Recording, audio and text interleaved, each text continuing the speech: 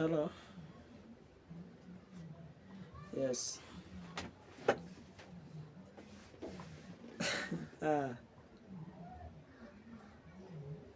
Ah, nilitokanga.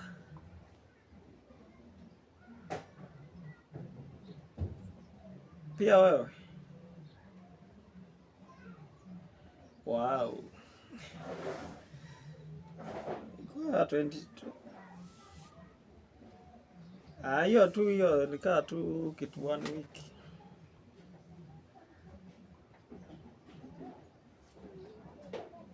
That's been good. Kutoka lini?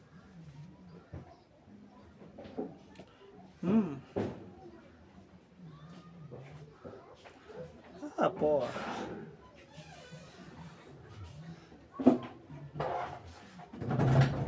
Ah, issue yako ilikuwa gani? Wow. Yangu iko kubwa. Ilikuwa kuwekelewa tu, sikuwa involved kwa anything about hiyo kesi ilikuwa.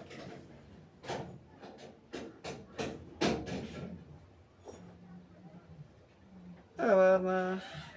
Okay, yangu ilikuwa hivi.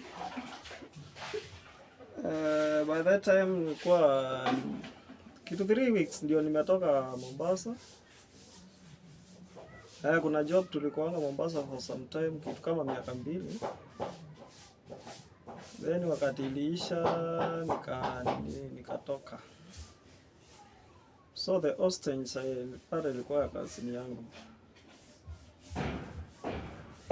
Alini host. Kuni host nilipata job kidogo hivi kung'ang'ana. Yani nikifanya hiyo job nilikuwa nalala kwake tu. Banda ya huko Imara Daima kuna mahali tu alikuwa anafanya kazi ya weldi hapo hivyo, nimepewa nyumba na tajiri fulani huko, alikuwa MCA wa Jenga. Alikuwa anamuita Muleli, alikuwa MCA. Hiyo wakati kulikuwa na alikuwa anaitwa Makaza, kitu kama hiyo. Sasa kuna shamba alikuwa amenunua hapo hivyo akajenga, na next kuna shamba hapo kandi hapo. Walikuwa wanasema ni Mwiraria. David Mwiraria sijui gani hiyo, mtu wa Nakuru huko, mtu mkubwa tu anga hapa.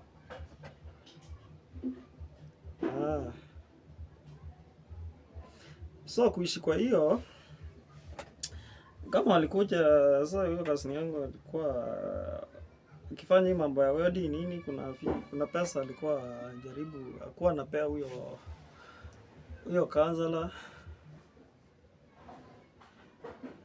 Ni uwanja anamlipa tu kwa siku sijui 300.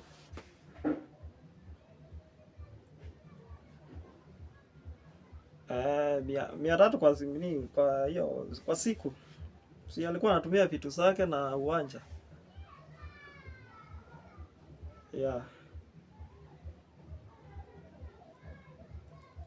Well, naishi na wao, naenda job, nakuja kulala huko, then ilikuja hiyo kansala kadai hakuwa anaongezewa 200, sasa inakuwa 500 kwa siku.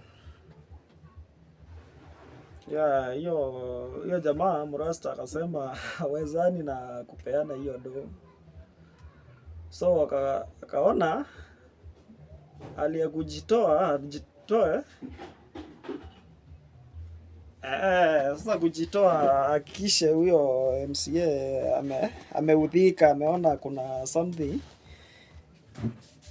Amefanya huyo jamaa sasa imemuuma, yani afanye kitu yenye itauma huyo mwenye uwanja. So kwa hiyo uwanja hiyo ilikuwa na nyumba ya kukaa. Sasa tulikuwa tunaishi. So ile alifanya akaona na magari ilikuwa ya paki nini, watu wameweka mapaki hapo, magari yenye iliwashinda wanaleta paki hapo. Sasa unapata kwa siku inadaiwa paki lot kwa magari kadhaa hivi. Wenyewe wengine wamedaiwa 50,000, wengine 60. Ukiangalia gari itengenezwi, hana pesa ya kutengeneza. Sasa ziko hapo. Sasa okay, by my sim. Si mimi nimetoka job. Kutoka job nikapata sasa mesha plan what to do ndio wajitoe hapo kulingana na hawaelewani na huyo MCA. Sasa ile waliamua kazi yangu na jamaa mwingine tu hapo, wewe alikuwa anamsaidia nini. Sasa wakaamua wajitoe. Kujitoa wakakomboa nyumba ingine. Huyo kazi yangu Murasta sasa akachukua na demu yake akaenda kukaa kwa demu yake hivyo. Sasa hizi vitu ziko hapa, tulikuwa ile nyumba amepea huyu jamaa mwingine pesa aende akomboe ndio tuende tukae. Ndio itapelekwa vitu zake. Kulingana na fenye sasa walinielezea. Then hii ikiendelea wakaniambia sasa juu wanatoka wenye hizi magari pia watatoa. Kumbe ni illegal. Huyo kaza la ajui. Wanataka wazitoe wapate hizo pesa na kansala akae akiwatafuta. Hiyo sasa ni behind sijui. Okay, kwa hiyo harakati itabidi niwasaidie kuweka hii magari tires, juu zingine hazikuwa na tires. Hivyo kuwasaidia kwa harakati hizi magari zitoke.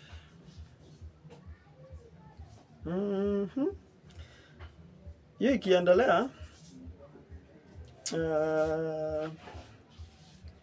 ikiendelea kutoa magari ya kwanza ikatoka. Ya pili, sasa ya tatu huyo akapata tip off. Huyo MCA akapata tip off kuna magari inatolewa kwa hiyo uwanja kama kuna habari. Sasa waliambiwa na I don't know nani alimwambia, but aliambiwa kuna magari inatolewa kwa yard. So hivyo ndio alitoka out of sudden, na hao juu wanajua jenye wanafanya si mzuri, walikimbia. Mimi nikaachwa pale kiuliza mbona mnaenda, tunaenda wapi nini hivyo. Nikapatikana, nikakamatwa, nikaulizwa watu wazabe ni nini kuelezea, nikaambiwa utaelezea police station. Police station tena. Na hakuna kitu kibaya kupeleka police station na mtu unamjua au jui ni nini. Okay, nikamwambia ni sawa, twende. Sasa kwenda haikuwa na time ya explanation, kuambiwa wewe ndio mwizi wa magari, wewe ndio tires nini. Acha tu hiyo mwaka ya 2020 acha tu. Sikuwa na option, nikawekwa ndani. Kuwekwa ndani, nimewekwa ndani nitoe hawa. Huyu jamaa alisema okay, anajua naendanga kazi, I don't know about that, anionangi vitu kama hizo. Sasa aliniweka ndio niseme hao wengine wameenda wapi. Siku ya kwanza pika police station. Siku ya pili hapo. Masaa ina expire. Ndio siku hiyo ya tatu.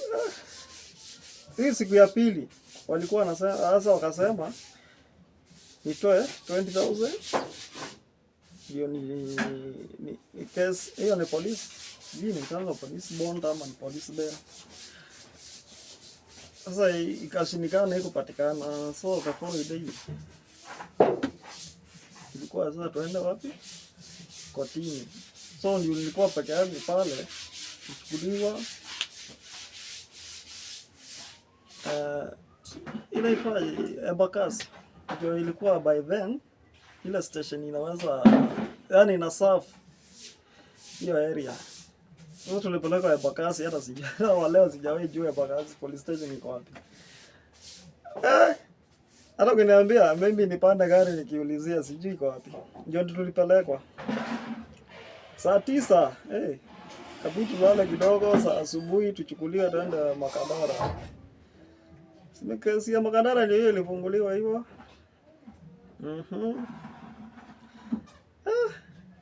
Kotini.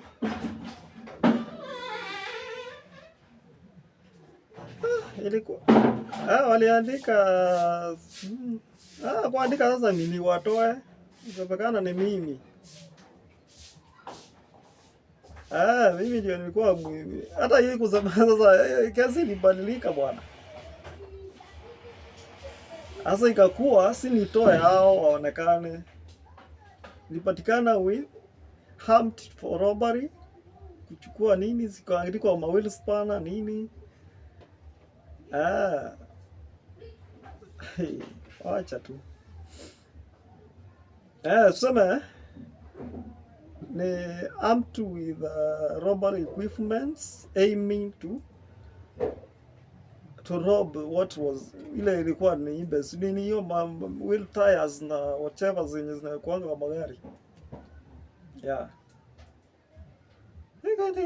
Sasa ikasomekana kama ni kutoka na cash bill ya 10,000.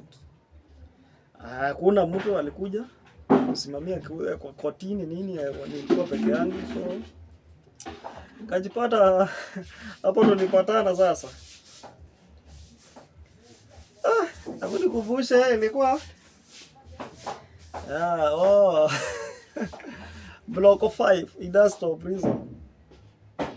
Wow. Ile nakumbuka tu ni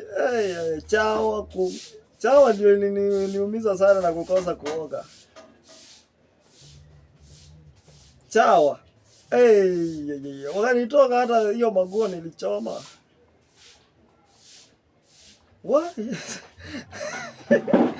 Hizo siku nilikaa hapo nitoka na karibu 1,000 ni kama niwapunguzia stock.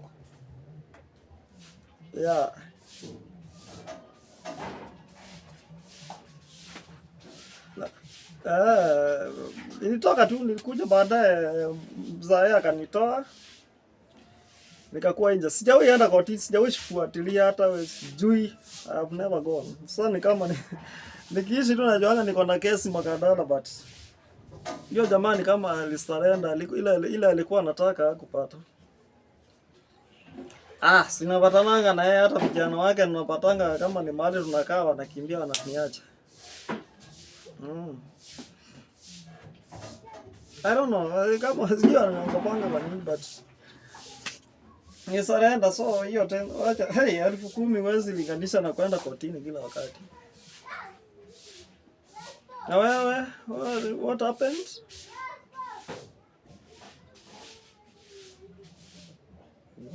Hiyo miaka yote umekuwa ndani?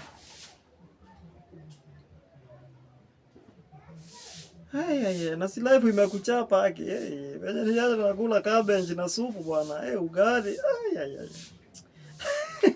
Sitaki kukumbuka hiyo live. Hata ile Friday ya kwanza yenye nilikuwa nitoke, sijui ilikuwa Friday ama siku gani. Nilileta nyama piece moja, ati hiyo ndio kuchange diet. Dry.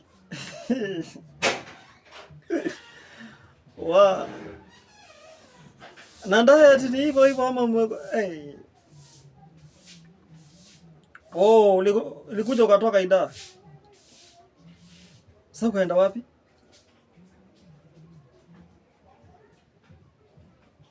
Sasa ulifungwa ama ni ile tu remand ama? Sasa ulikaa sana ikakuwa kutoka remand sasa uende Royal Prison. Kai. Live huko iko ilikuwa ni kulimia kahawa tu na kufanya kazi za huko.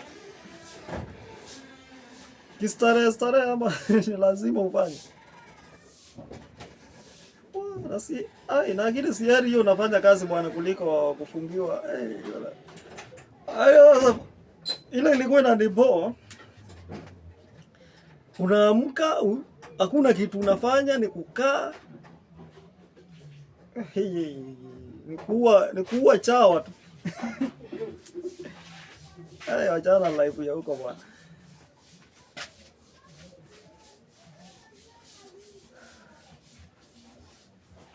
Si TV unaona ile mawimbo ya Coast. Hata ujui ni saa ngapi, uoni news. Oh, news ni wenye wanabetoka nje. Oh. Sio time sasa ndio ile ma news unapata Babu Owino hiyo time ndio ile Babu Owino alikuwa ameshuti, alikuwa DJ huko pande ya Westland. Sasa Babu Owino ndio huyo ameletwa hapo ma story, naambiwa Babu Owino ako hapa kwa hii prison. Those are the good news unapata. Nothing. Okay, ni sawa. Unaendeleaje?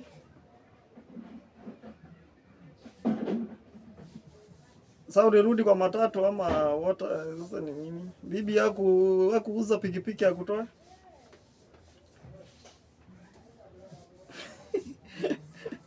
Ilishindikana. Ni sawa, ni life. Unafanya nini siku hizi?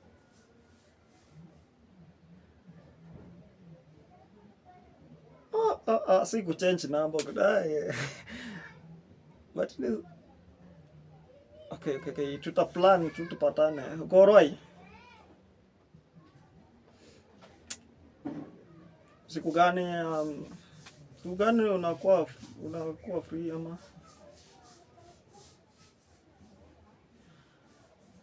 Ni poa. Acha tutapanga tu weekend moja. Niko fine, naendelea tu, niko fit.